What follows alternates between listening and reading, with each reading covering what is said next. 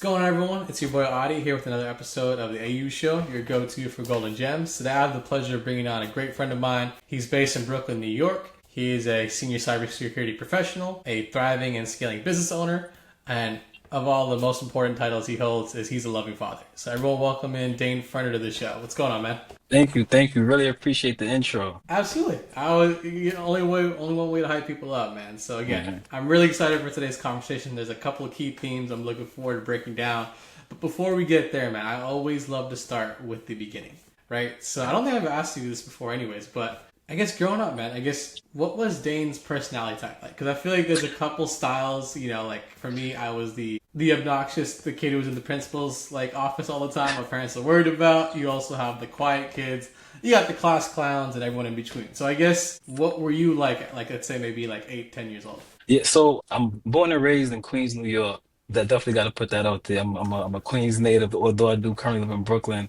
But I think growing up, I was one of those kids who I didn't really want to do much. I feel like I knew what I wanted, and around the age of 5 to let's say 12, it was really just I kind of wanted to watch TV, play video games, things like that. While a lot of my friends was like into sports, I would play sports, but I didn't have that like passion for it. My mom and dad would try to get me into like karate and instruments, but it really wasn't for me. And I think that that was kind of just my path because now as I got a lot older, I'm seeing myself stretching into different avenues. But I grew up in Queens, New York to mom and dad. I have an older sister. What my parents really instilled in me was hard work and to have vision. And I think that that carries a very long way. My mother was a very hard worker, and I feel like my dad was a dreamer. So it was, if you put the two together, it's like you have the work ethic and you have the ability to have a dream. I feel like anything is possible with that. I also have an older sister who was, I guess, my bar growing up. So if she did it, I had to either do just as good or better. So I had a very good role model in terms of my upbringing. Hey, the best part when you interview folks is they answer like 4 questions in one. So Yeah, you answer, which is great insight, though, man. Hey, I empathize. As well, yeah, most of it, I think it's still having that example. Like you, obviously, your point, you want to do better than that in your own way. And so, no, that's great, man. I think a lot of times as kids, we watch what our parents do versus what they say. yeah, And so, I think the fact that you're able to get that aspect of you have to put the time in, you have to put the work in. But if you dream big, you put those two together, you can make amazing things happen. And yeah. so that makes total sense seeing you now. And so I think too, man. I think I'm curious. You mentioned video games was like your pastime. What was the go-to video game that we would catch a Dane playing? Let's say on a 4 p.m. Probably on a Friday. trying to think. 4 p.m. on a Friday. Let me think. What was I playing Just got out back of then? school. Like what? Damn. It was probably like Sonic. I'm a little older, so I don't want to age myself, but it was probably like Sonic or like some either Sega Genesis or like early PS PlayStation 1 game, Need for Speed, something like that. But on the block that I grew up on, I had a lot of friends who were into like technology and into video games. So we would kind of just, trade computer secrets and like trade games and things like that. So I wouldn't call myself like a big gamer, but I'm the type to where if I had a game that I like, I'm stuck on it. And I like strategy games. I like games that kind of make you think to where I don't necessarily have to follow a storyline. I can kind of, do what I want. And I think that's kind of exemplifies kind of how I live my life now was like I like to, create my own path opposed to just, following a storyline and things like that. I love it. And, I love to Mm. see the values in the back. I see those. Yeah. If you know, you know. And it's okay. So with those games, man, I guess were you the type? I'm not gonna lie. When I play video games, sometimes if I couldn't get past a certain level, I'd jump to the next game. Were you the type where if you start a game until you finish it, like, or you lose interest, you stick with No. it, or did you bounce from like game to game too? So I was the type that I would test the game out, and if it was for me, then I would play it. If it got hard, I would try my hardest to beat it. But I think even now I'm a very picky person. I still play video games to this day, but it's like it has to be the right game. Once again, I feel like I get distracted easy, so if it cannot keep my attention, then it's like I forgot about it before I even moved on to the next game. Yeah. For sure, man. And I know you mentioned that you have like technology was something you were exposed to at a younger Yeah. age, right? And you were also tied to just work ethic and dreaming big, right? So at that time, like if someone asked you, "Hey, what did you want to be when you were going to grow up?" Was there an answer, and was there like something? What would you give at that point if you had to Yeah, give an answer? Growing up, I remember getting that question a lot. What do I want to be when I grow up? And I know around the age of 5, I was like a firefighter, things like that, just because that's what I knew. But as I got older, I would say probably around like 9, 10, 11, I knew I wanted to be in technology. And one of the reasons why I knew was because my mother used to take me to what is it called? Trade shows and like computer fairs. And I would get like little parts. This is like right when, PCs came in the house, probably Hey, around like, what is that, late 90s or something like that, mid 90s. So she would take me to these computer shows and I would get like spare parts. And I end up building my own tower. And for me, I wouldn't call myself back then like a computer enthusiast. It was more or less like I like to see how things work. I like to be able to deconstruct something and then put it back together to see if it works. Now, I kind of learned that my passion for technology really lies in the process of it all. Not so much like the coding or things like that, but I like to put things together and then watch it play out. So I hope that answers the question overall. no, it was great. I mean, it makes sense, man. Connecting the dots backwards, and so I'm curious Yeah. to, ever see everyone who ends up, becoming a business owner, an entrepreneur. Like some folks, they were the type to sell Girl Scout or Boy Scout cookies, or sell cookies, or sell whenever there's a fundraiser. They were always hustling, and trying to like have that sales like mentality back then. I'm curious, was that something that you were exposed to, and like did you dabble in maybe like other business ventures as a kid early on or no? Yeah. So to be honest, I dabbled in a lot of different business ventures as a kid. The first thing I remember selling is I made like liquid soap. Um, Okay. don't tell me, or don't ask me why, but I was probably in like fifth grade. I put regular soap inside of a jar, added some water, added some perfume, shook it up, and then I had like 3 or 4 bottles, which I took to school, not knowing, what I was doing at all. But I think what kind of really sparked my entrepreneurial bug was one of my teachers actually purchased one of the bottles for like 50 cents. Oh And wow.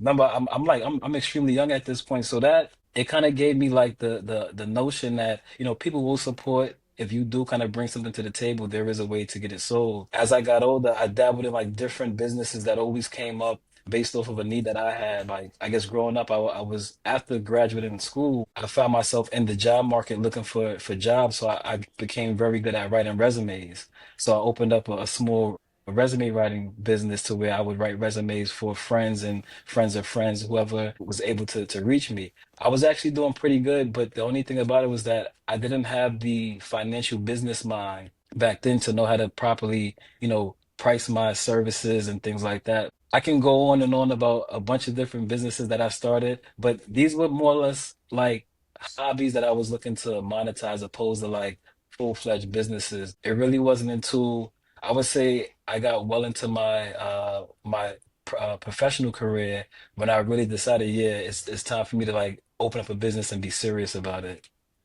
I love it, man. I'm just curious to, Yeah. I think you talk again, going back to just what you were exposed to as a kid and the conversations you maybe had at home. I guess what were the conversations like as a family you had about Yeah. around like money, like being financially savvy? I guess were there any conversations you had like with your immediate family or like extended family growing up, and what was your outlook on finances at that time? Yeah, so it's funny because I feel like, well, my parents could have taught me a lot, but what I remember from them was my mother would always say, as I mentioned, she was a very hard worker, so I always seen her go to work, always seen her, work several jobs, make sure that everything was always set. But she always told me, whatever you do, don't mess up your credit. So that was Hmm. one business lesson that I've took with me from the time she told me, probably when I was in like, fifth or sixth grade to now to this day, to where that lesson. And then my dad always, I don't think that we spoke a lot about finances. I think a lot of things were kind of just understood based off the way that they raised us, to where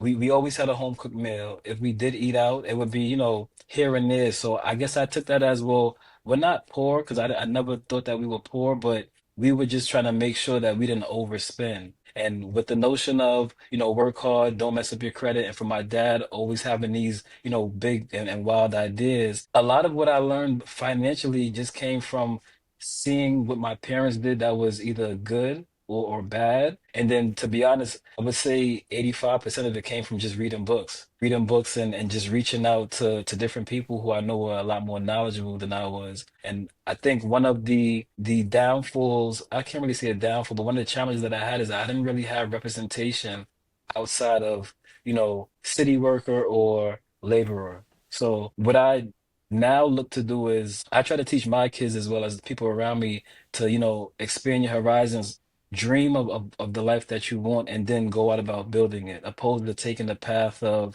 like I was taught, get a government job or, go to the military. It's a guaranteed pay. Now I'm under the mindset of, yeah, you can take that route, but you could also build a life that you desire and then just work hard until you achieve it. So yeah, money lessons really came from just watching my parents and reading books, but I had to learn a lot the hard way. And I'm Absolutely. still learning now.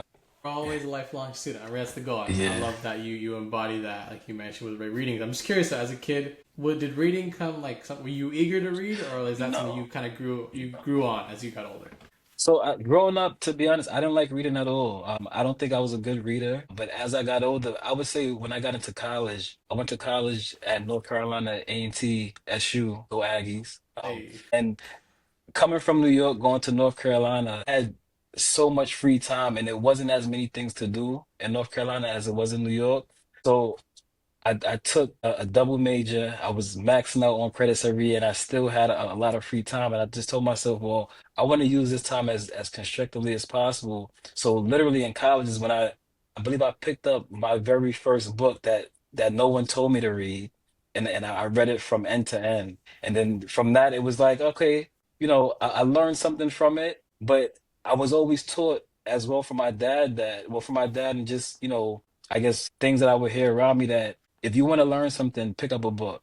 So by the time I got into college, it was like, all right, I need to like learn how to one, get through college and to make some money. So let me just start doing all the things that I've heard should be towards that. And yeah, so to answer your question, it really started in high school. It really started in college, sorry, because I just had so much extra free time. Is one thing that I wish I would have started way earlier, but I didn't have the want at that point. absolutely enough. Even for me too. Like I think I hated reading growing up, and I kind of only picked it up in college. But I think that's when you start to get serious, right, about your future. Because then you're Yeah, like, okay, yeah. like I got goals to hit, so how do I get there? So knowledge can be amassed via books. And so yeah, I think too, man. I know you mentioned there wasn't a lot of exposure growing up into technology. I'm just curious, like, what was that transition like from environment? We talk about environment a lot, right? Going from being in New York, and it sounds like college was the first time you spent away from New York, correct? Or was there a time Um, in between where you weren't in New I York mean, before? outside of traveling with family, college was the first time that I was away from family, somewhere by myself for an extended period of time.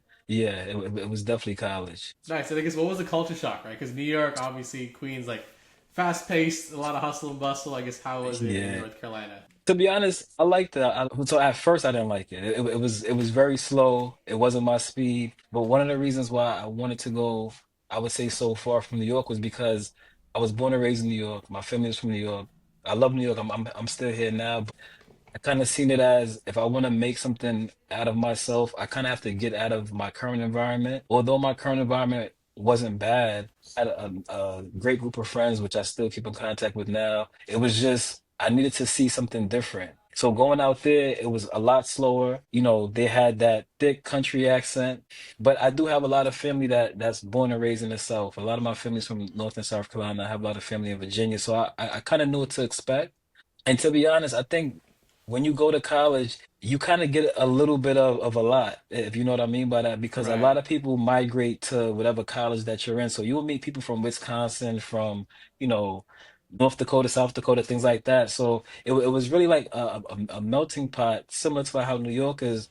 The major difference was that it wasn't, in my opinion, a lot to do outside of the college campus. Weekends or just going to parties, it was like, all right, either someone from the school is throwing a party or from another school. And also going to college, I'm still underage, so I couldn't get into a lot of things. But Right. I would definitely say for that first year, I kind of struggled. I didn't have a car. I didn't know too many people. I actually transferred out of my school and then transferred back in. Oh Uh, wow. Okay. yeah, and I think it was a better decision to stay there. because now that I graduated, I actually do have a lot of respect for my school. I think that they prepared me very well in comparison to other people. But I guess to answer your question, it wasn't that big of a culture shock. Now looking back at it, back then it was like, I can deal with this. Just got to figure some things out. But I really appreciate that opportunity. And I would like to ask you that same question, because I know we went to different schools and came from different environments. So it's good to hear your perspective as well. Yeah, man. I think for me, like I went to San Jose State, so like I was like within the Bay, so like a lot of kids came from the Bay, but there was a decent amount of folks from like Uh, SoCal. So for them, it was like a culture shock, right? Because SoCal is a totally different pace than yeah. NorCal. But yeah, I think it was like the first time of like dealing with just adult situations, right? It's the first time you're dealing with I have midterms, I also got to pay rent, I got adult Yeah. bills, you're living on your own. So I think it's like your first chance to like get a sense of like what being an adult's like, right? And I think to the one side is like you can set your classes up to where you can have all your classes at night. They can all be early morning. You have like total freedom. It's again Yeah. outcome based. So it's like you do what you got to do, but just make sure you get to the end goal. And so I think that first year I was living on my own was a little bit of a challenge. I'm not gonna lie, but I think I found my footing toward the end, and I think it did set me up for like my career and Yeah. everything. Yeah. That's good to hear. I haven't spent too much time on the west side. I mean, I visited, but I always looked at California and California lifestyle to be like almost the opposite of New York. So it's funny to hear your experience because out here is I feel like it's so much hustle and bustle that I don't know. I can't see how people aren't used to that lifestyle or used to just so many things going on. But then again, I think that it was my environment that kind of raised me as well. Absolutely, and having spent some time in New York, man, everyone Yeah, there, it's you got to be like a running back to get through the yeah, subway. That was like the yeah, biggest culture shock at first. Like, I tried to walk politely, then I learned, okay, if I don't run through someone, I'm gonna be late to work. So if I gotta yeah, push a couple people to get to where I gotta go, that's what I have to do. So. yeah, yeah. That's true. Absolutely, man. So I think with that, so you're graduating college, right? Just talking a little more about like that first portion of your career. I know now you're in cybersecurity, but I guess at that time, right, having gone through college and where tech was headed, was that the initial vision you had, or like that was what you were interested in potentially pursuing, or what was maybe Yeah. that first exposure to getting into tech when you first started versus what you So know now? I guess going back to when I was younger, I knew from when I was in like elementary school that I wanted to be in technology. Cybersecurity, at least in my head, wasn't a thing.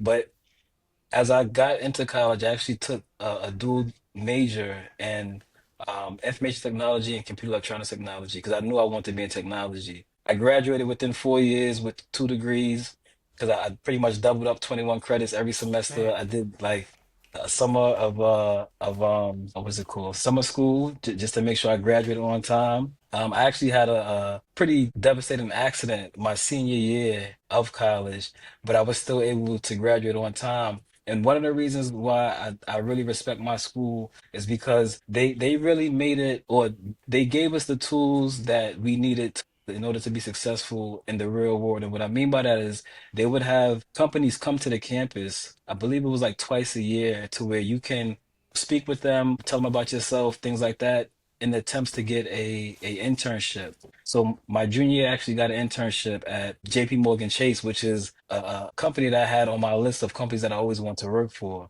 So yes, I had my internship, did that junior year, came back, senior year, went through senior year, had my accident, and actually JP Morgan asked me to come back full time. So I pretty much had a job lined up before I graduated, pretty much doing IT business analyst work, which is pretty much like, basic IT work. I shouldn't say basic, but it is IT work. right, Once I actually started my first day, I realized that the school life and the work life is like extremely different right. because I'm a very early person. Like I get up early, I start my day early. Once again, as I mentioned, I get bored pretty quick. As you know, just sitting in front of the computer for hours on end, it's like I'm sitting there dozing off and things like that. So I really had I think my adjustment from pre-work life into work life was one of the biggest challenges that I had because I had to consistently find ways to keep myself engaged. What I learned later on is that if I changed the field I was in, not out of IT, but into the right field within IT or cybersecurity, then I learned that that kind of kept me engaged. So when I really transitioned into like cybersecurity work, that's when I started to like really dive in more into the books, um, and really just educate myself because I had more of an interest in, the work that I was doing. So yeah, I think that my overall transition from college into the real world it wasn't something I was expecting, but I am very grateful because a lot of my friends had to take a year or two off before they actually found a substantial job. Well, no, and I relate, man. I think the biggest thing is like in school, things are kind of linear, right? Where it's like input Yeah, output space. Like if you study, properly long enough, you're gonna do well on exams and get good grades. But in the workforce, right? Like you could spend hours doing the wrong things. Like yeah, it's like when I say not wrong, but like the non-impactful tasks, right? And you'll never get ahead. And you could spend time being in that same role for yeah, 3, 5 years, and time will just blink. And so I think that yeah. was the biggest shift for me, at least personally, from like school to work. Yeah, yeah. I think I'm still kind of getting adjusted to it, although I've been in the workforce for like 15 plus years. The workforce, at least in my opinion, it changed up. We went from everyone being in office to hybrid to, well, from my perspective, it was hybrid, and then it was COVID to everyone was home, and then it went back to hybrid. So it's kind of like being able to adjust on the fly, and especially raising a family.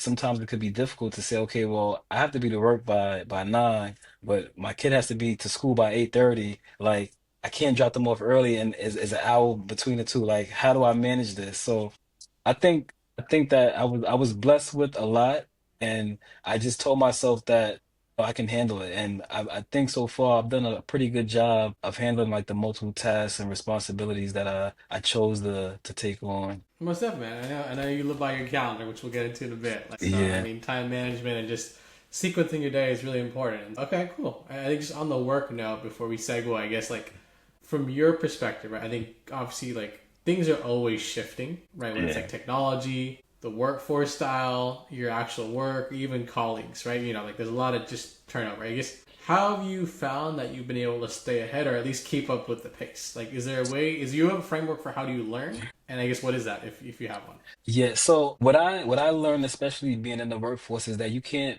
do what everyone else is doing because most people are just trying to make sure that they continue to have their check come in every Friday or every 2 weeks. What I learned is that I personally, I'm the type of person to where I have to kind of go above and beyond, or I have to do something that proves to myself that, I'm actually bringing value. I've had jobs to where I kind of just collected a check and it didn't make me feel good. I wasn't learning anything. And then when I transitioned into roles to where I kind of put extra, I guess, responsibilities on myself, like becoming a manager and being responsible for an entire team, I think that really supercharged me. And I think I got to that position because I didn't wait for someone to say, hey, study for the certification or, learn about current events as it pertains to your particular field.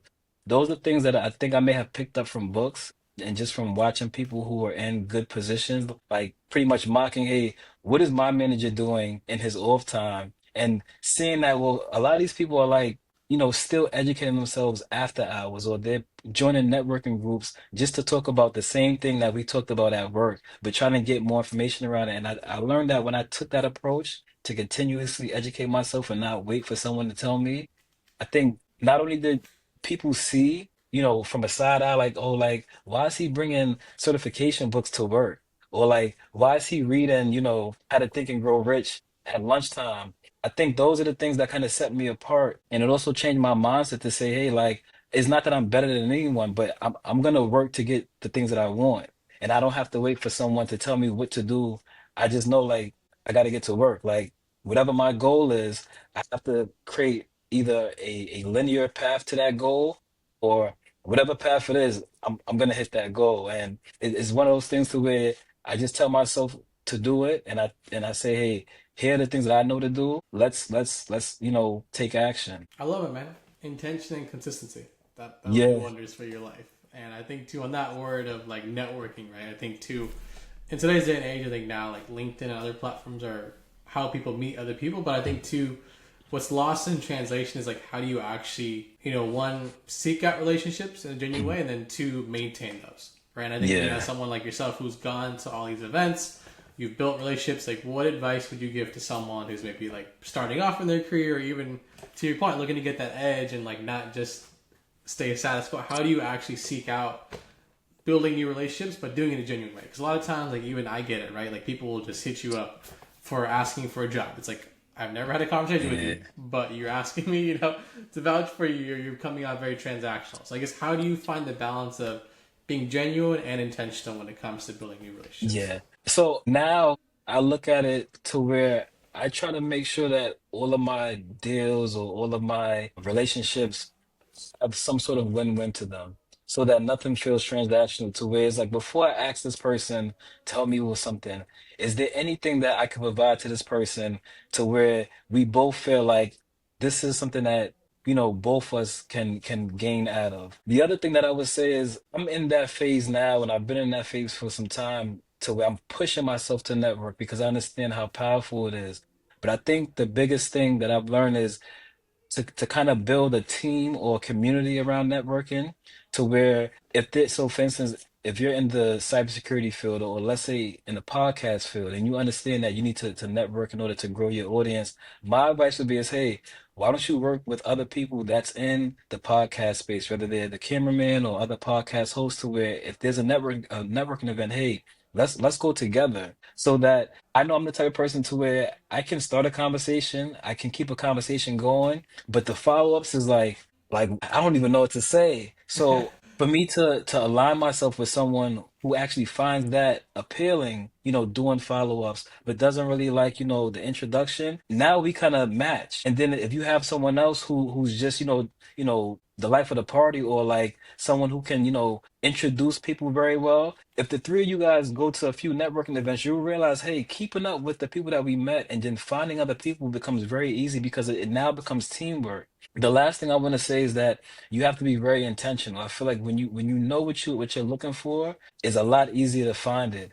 So anytime I go to a network event, it doesn't matter what it's about. I go to a lot of networking events, but I always tell myself, hey, if I can find this type of person or someone who is knowledgeable in this field, then it would be a great day for me. And generally, when I do go to those networking events, I typically find someone who either leads me to that person or I find that type of person because I kind of have like those.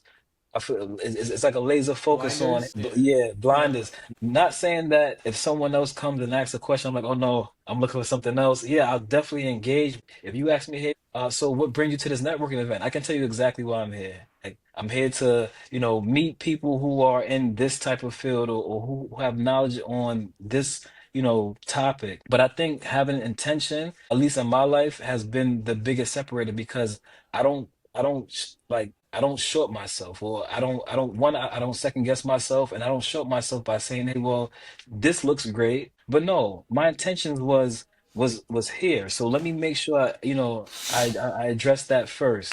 But yeah. No, absolutely, man. I view it as like, for example, if I'm like, Dane, let's link up in Brooklyn. Brooklyn's a very wide net, right? But if I Yeah. say, let's link up at X rooftop in Brooklyn, it's a lot easier to meet, right? So it's like the Yeah. same thing. You kind of have to be specific. Okay, cool. And I think with that too, I'm curious, man. You talk about building a team. I wanted to ask you about, I think, transitioning more into now, Dane, not so much the cybersecurity professional, but as a business owner, right? I think a lot of times folks talk about how like they would love to work with people that they personally know, Mm. right? But a lot of times like they maybe just don't know how to go about asking the right questions, figuring out is that the right fit, like do our skill sets complement and such. So I'm just curious, like talk to me about like what was that journey like to, one, building a team, and how were you guys actually able to, catapult and launch that entrepreneurship arm in your portfolio? So, at least from my experience, it's not easy, only because a lot of what I learned through, once again, books or just trial and error. Hey, understand this concept from a book. Now let me try to put it into action. And I think, as you know, you can read instructions, you can read a book, but actually implementing something is like, well, there's a whole bunch of tiny little nuances that you couldn't really account for.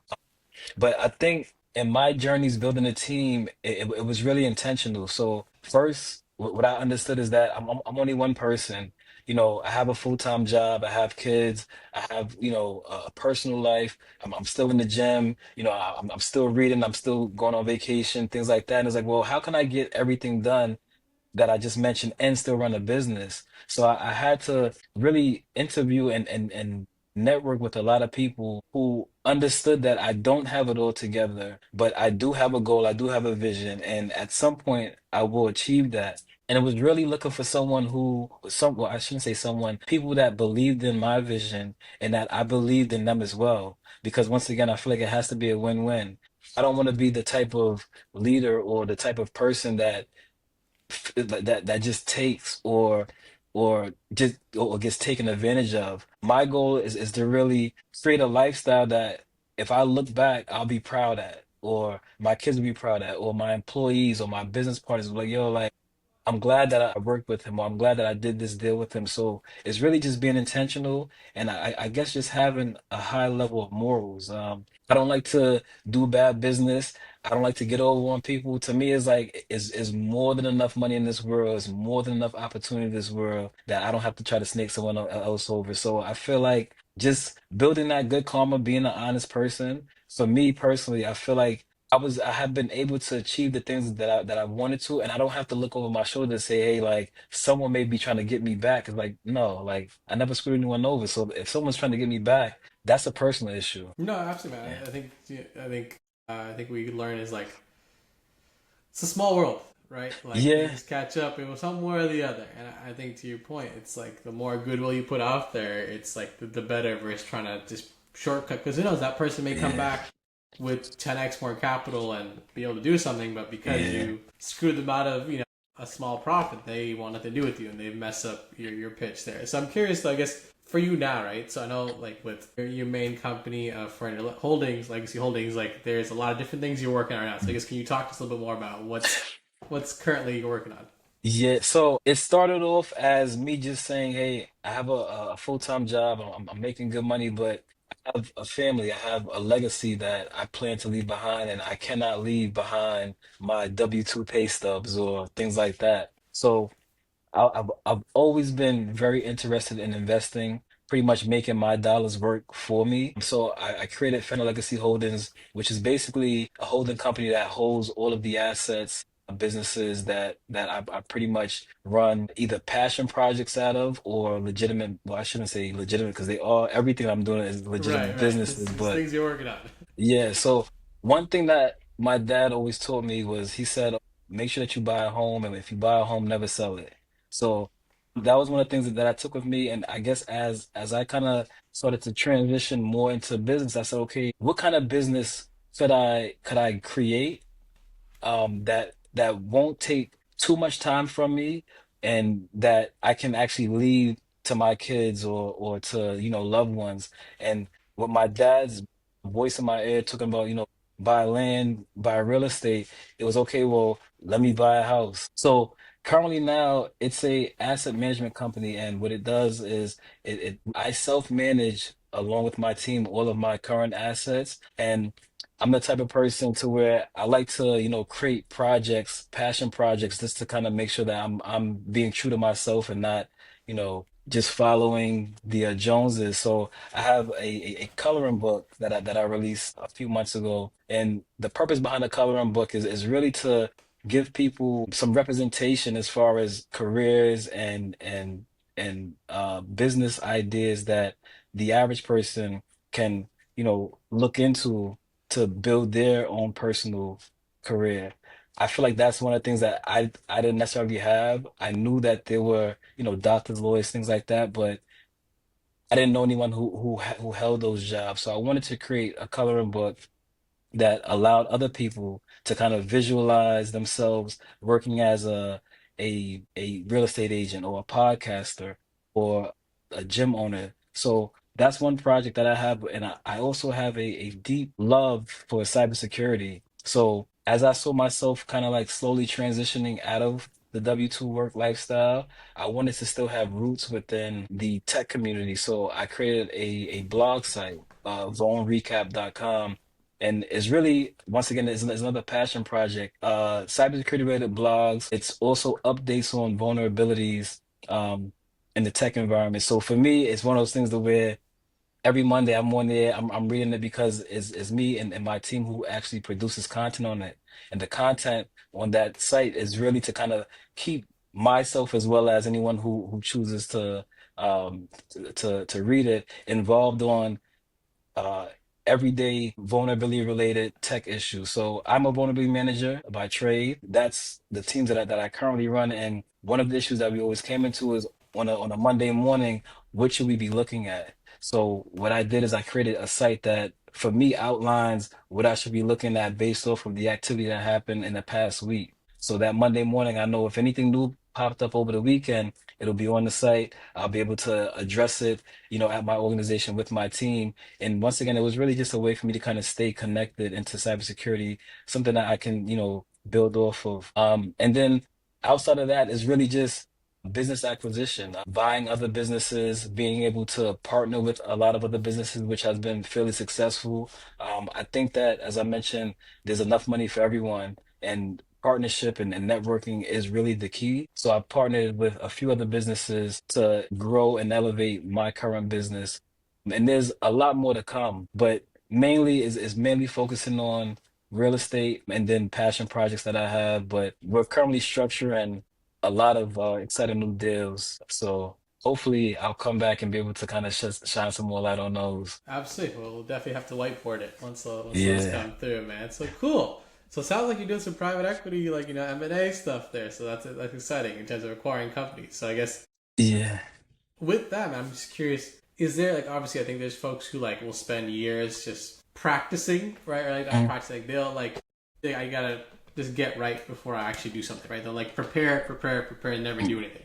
But especially in like business, right, whether it's your time, your resource, finances that you're taking on, like not a risk, but like you have to invest, right, to scale. yeah. I guess especially when you talk about partnering or even investing or buying other businesses, I guess for you, do you have like a framework for how you make a decision of whether something's like a good buy or not that you could share? Because again, I know a lot of people struggle with deciding. They overthink, right? And obviously, see, like in business, you learn by doing, and sometimes like it might be better to Yeah. just take a small capital loss that can help you propel, so you know what not to do the next time, versus just be on the sidelines like for a long time. Yeah, so I feel like most people go through that, and that's a common thing, which I guess I know it as analysis paralysis, to where you do all the readings, you analyze everything, but you don't take that leap. I think really what it is fear. What I learned to do is I learned to eliminate fear from my life completely. Not saying that, I'm gonna run out and play in the street. I know that's dangerous. Like, but there's certain things that is like, well, I know that I'm educated. I know that I'm very resourceful. I know that I'm strong. I'm healthy. So there's not really much in my eyes to be afraid of. So especially when it comes to business, I understand that there is a such thing as calculated risk. I'm not going to take all of my savings and then dump it into, just some random project. Right. I think that if there's something that you have a passion for, that hey, like I kind of love this field, or I kind of love learning about this. For me, I feel like it's very difficult to sway someone to not do it.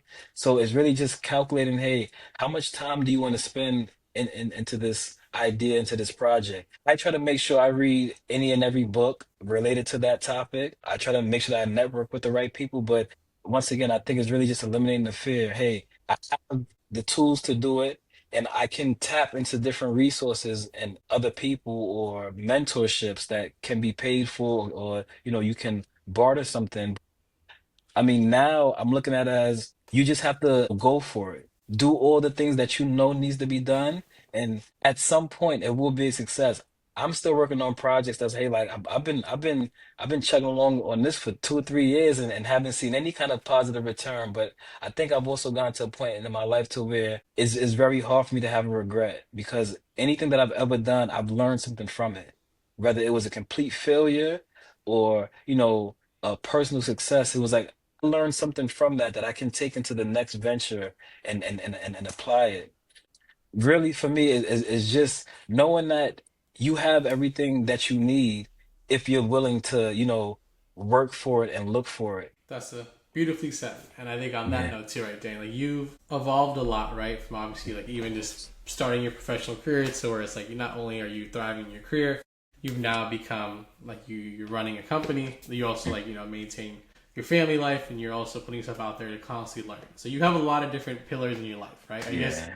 as you've evolved, how do you balance like maintaining like a good social circle in the sense where it's like obviously I'm sure you've had to like evolve, like some people didn't make it, Yeah. right? But also you're still open to growing your network because like that's going to help you get to that next level. So what's that balance of like I don't let everyone into my circle, but also like I know like I can't just rely on the people I know, like the answer's out there somewhere, so I got to keep putting myself out there.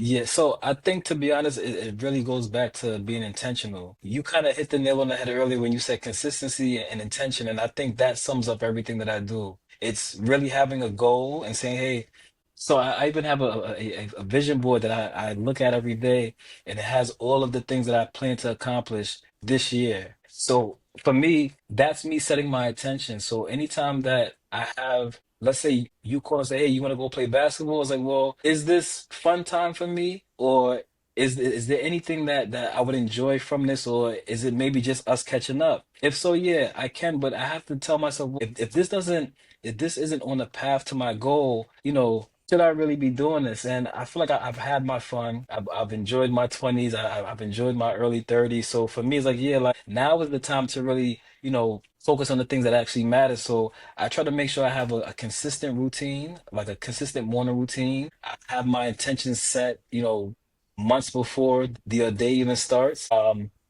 And I think it's for me is really just as simple as that, just being intentional and being consistent. I love it. I think you And talk. Yes, go ahead.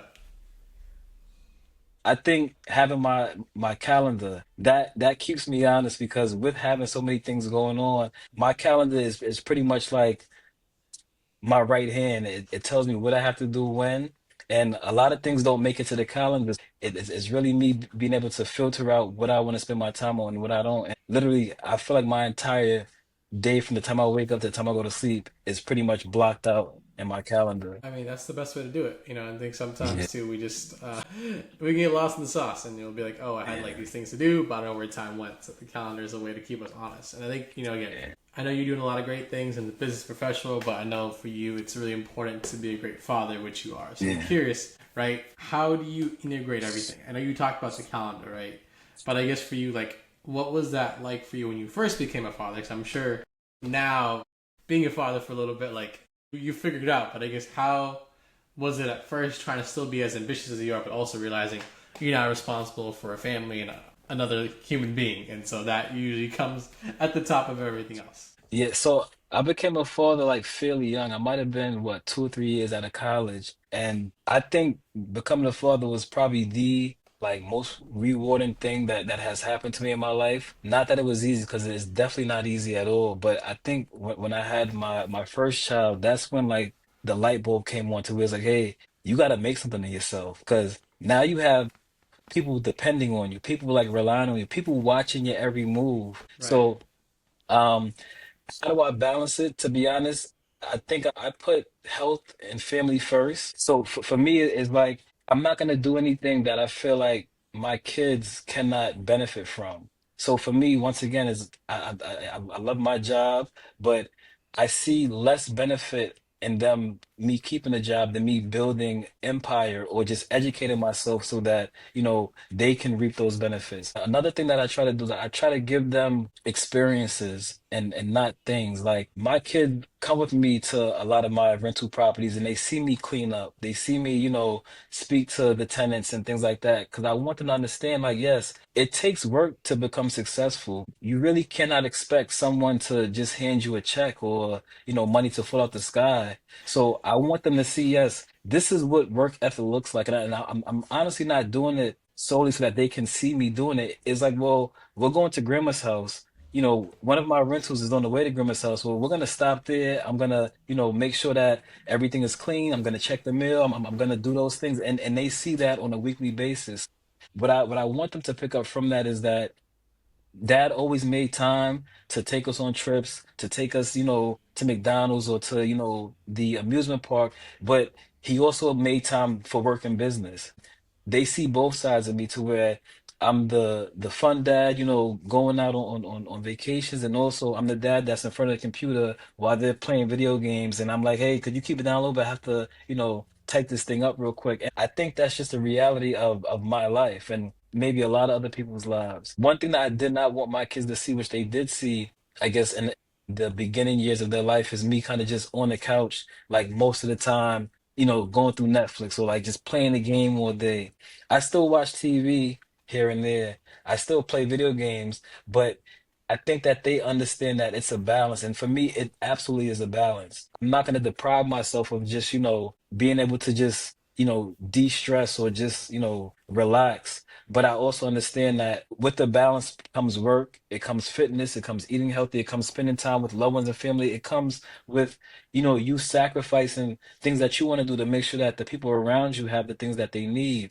So, I value it. And once again, I feel like having kids for me was just, it's still extremely hard now, but it's something that is like, as you can see, I'm lost for words because Right. I just value that experience so much, personally. I get it, but no, I think too. Just I mean, a lot of people that we think are successful people, they always talk about now. It's like it's about what I instill in my kids more so than what I leave them behind. Because if you just don't, Yeah. if you don't instill anything in them, what you leave behind is worthless. But if you instill the right things in them, they can now multiply what you already built. I Yeah, so completely I, agree. I actually heard a saying, and I might butcher it, but I heard a saying that went something along the lines of wealth is not the money or the assets that you leave behind, but it's the education that you leave your family to actually continue to maintain and grow those assets. So that's something that I think that you touched on to where, yes, I can leave them homes and businesses, but if they don't have the right know-how on how to properly manage it, it's going to be gone. And Right. that's one of the reasons why I want them to see me. Yes, I'm the one cleaning the yard. I'm the one picking up dirt and trash and things like that because I want them to have the understanding that, yes, like no matter what position my dad was in, he was never afraid of hard work. And I seen that. He might have had a suit on and he went out there, took his jacket off and he got busy, or he might have had, athletic clothes on because he just came from the gym. But I want them to see that, and of course, I want my kids to be 10 times better than I ever was. So, I'm trying my best to make sure that they will be. That's gonna be a hard bar to Yeah, to you, but I'm sure they're up for it. And yeah, so, yeah, man, I think with that, I'm curious. As someone who works in tech, right? Like, mhm, obviously, social media is a huge just part of our lives of how we, communicate and express ourselves. yeah, So, as a father who works in tech, I'm curious, what guidelines do you have for your own kids when it comes to using tech, right? Because obviously, it's like you don't want to be the person who's like totally behind the curve, but also, unfortunately, we live in a time where there's a lot of odd things out there that you don't want to expose yeah, people to unless they have to see it, right? So I guess what's that balance for you? yeah. So to be honest, I feel like it's not a easy thing to really manage, only because there's apps coming out every other day to where I'll see my kids' phone like what app is this? Right. Sometimes it'll be like wallpapers. Oh, it's an app that has 150 wallpapers. I'm like why would you? All right. So to answer your question, I try to make sure that they have the like antivirus and stuff on their phone, VPNs, things like that. But as far as like monitoring the apps, before they download the app, it has to go through me. I have to approve it. A lot of times I don't know what the apps are, so I don't approve it. But I think for the most part, I'm more of the father who's not so much strict because I understand that you have to let kids like know that the pan is hot because they touched it and they burn their finger a little bit. But they Right. know from that small burn, yeah, I don't touch hot stuff. I feel like if you always try to, prep your kids and say, "Hey, don't touch that. It's hot. Don't touch that. It's hot." They never really get to learn. Now, there is a such thing as learning from other people's mistakes, but I feel like I want my kids to kind of experience life with me, kind of like in the background, making sure that nothing's going wrong. But I want them to like really, hey, like I'm gonna, build my own lane and make decisions without someone telling me not to because I want them to have that freedom, but I also want to be there like a hawk, like, hey, if anything goes wrong, I could pop out at any minute and kind of save the day. But to answer the question, it's not easy to monitor all the apps. One thing that I try to keep them away from is like TikTok and Instagram, but it's like they find ways around it. And my kids are a little bit older. They're not like "Oh, Dad, how do you do this?" A lot of times they may be telling me, "Oh no, hey, give me your phone, let me show you." And it's like, "How did you do that?" Like, I think a large part of it is I think that my kids had my kids have a very strong family community. They respect the upbringing that they have, and I think that they learn tons from, me, from their moms, from grandparents and things like that, to where a lot of stuff I feel like I didn't have to worry about with them, because they seen good role models, they understood what not to do, and they always had people, the woman that's in, our family would kind of, have those womanly conversations, and then me and their grandfather would try to have, those manly conversations. So I feel like it avoided a lot, just being such a tight-knit family.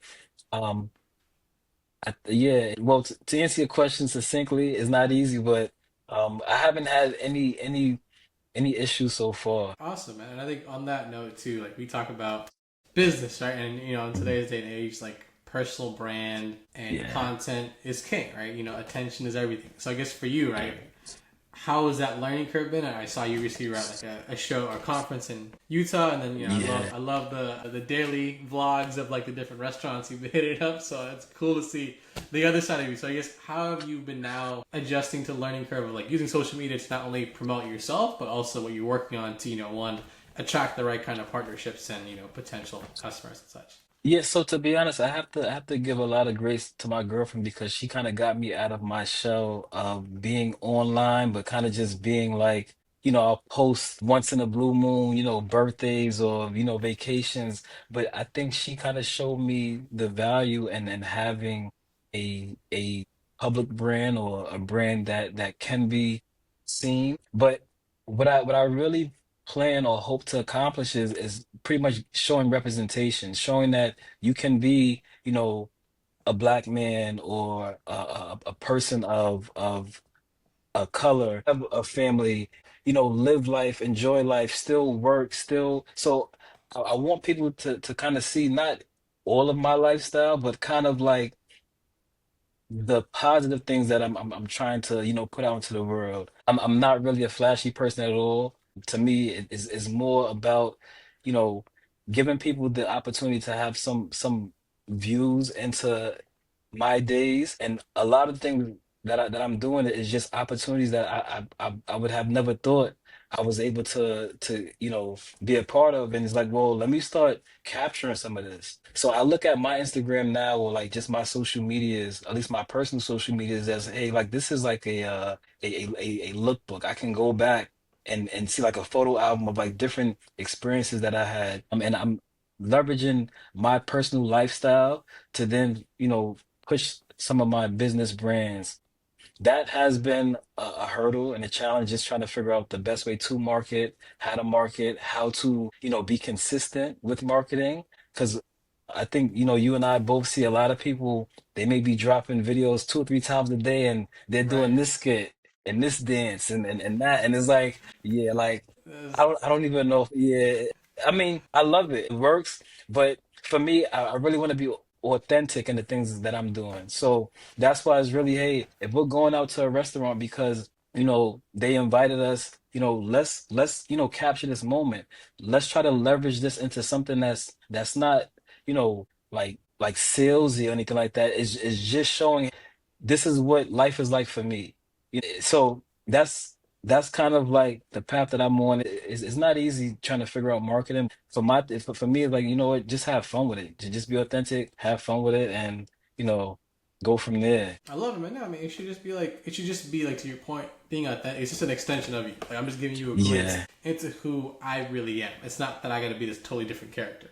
I mean, for some people it works because they're able to get more views, but even for me, I don't want to be like totally separate on camera or like behind yeah. the profile versus who you see in person. Cool. Well, Dane, I we could thi- talk for hours. Go ahead, man. no, so I was gonna say, I think with that, I do commend people who are able, like yourself, to kind of keep up that cadence of, producing content. It's not easy, and I know it's not easy. So for me, it's like some days where it's like I haven't posted in like 3 or 4 days, and I'm like, yo.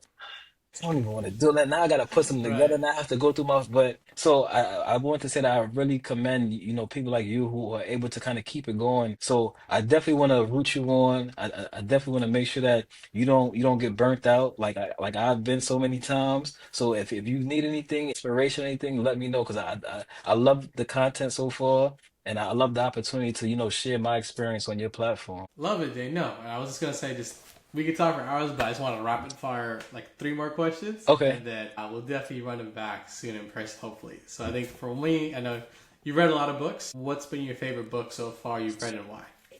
So I have a list of my top 15 books. I won't go all through 15, but I'll do if I top had three. to Give me your top three. top I'll be three. nice. Top So three. Top one is tough. I could probably tell you. So I have to put Rich Dad Poor Dad in there only because I feel like everyone read that book, but I feel like that was the book that was like very pivotal. At least for me, it was The Compound Effect by Darren Hardy. That's a book that's just based off of, consistency, getting 1% better every day. And if I had to throw another one for top three, what would it be?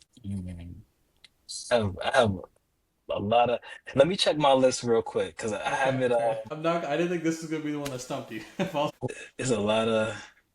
Um, oh, you know what? I have a easy, straightforward one that I think. So I'll go with The Game of Life and How to Play It by Florence Scovel Shinn. It's a very short book. You'd actually find it on YouTube, but it talks about pretty much the title, The Game of Life and How to Play It. And it's more of a mindset book. I think mindset books are books that really shape me because they allow me to think outside of the program in a sense and kind of, use my resources and not be stuck in fear. But I would say those are my top three. Okay, love it. And then the next one would be favorite content creator you've been studying a So, lot lately. If there's anyone that you follow. favorite content creator, that's a good one. So I do a lot of podcasts. What's my favorite though? So I'll pick one from Instagram because he's kind of in the field that I'm in. I would say probably Drew Bernard. He's a real estate professional within the New York City region, and I think that the way that he lays his content out is very authentic. It's not salesy. It's pretty much him and his day and the life, managing his portfolio, finding different ways to come up with funding. So I think his content is pretty good. For sure. And the last one I would say is, man,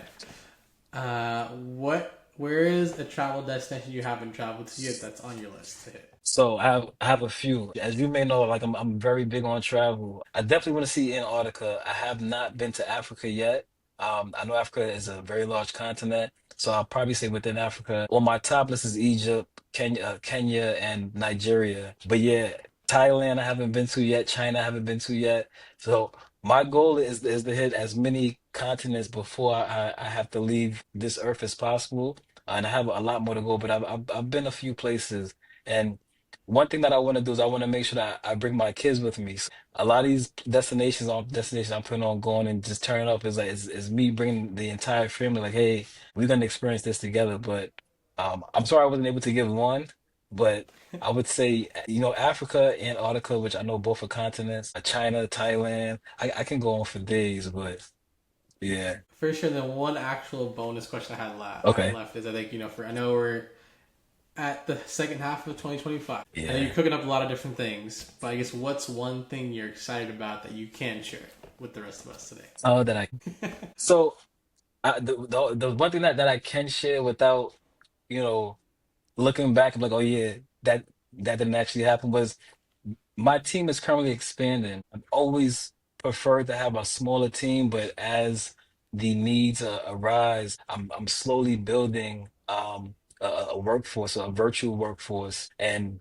I think that's something that I can definitely look back on and say, yeah, it probably doubled since then. But yeah, the team is expanding, so I think that coming from our workshop, there should be a few things that'll be coming out of it different, value driven ideas that we have. So I would say the team is definitely expanding. Okay, okay. Looking forward to it. Well, Dane, it's been a pleasure, man. I'm really Thank you. excited to have you on. I know we'll do it again soon. And, hey, keep being consistent, keep crushing it, and we look forward to seeing the progress. Thank you. I appreciate the time. I appreciate the conversation. Always. Well, with that, folks, that's us signing off on today's episode. Be sure to stay tuned for more content. Peace.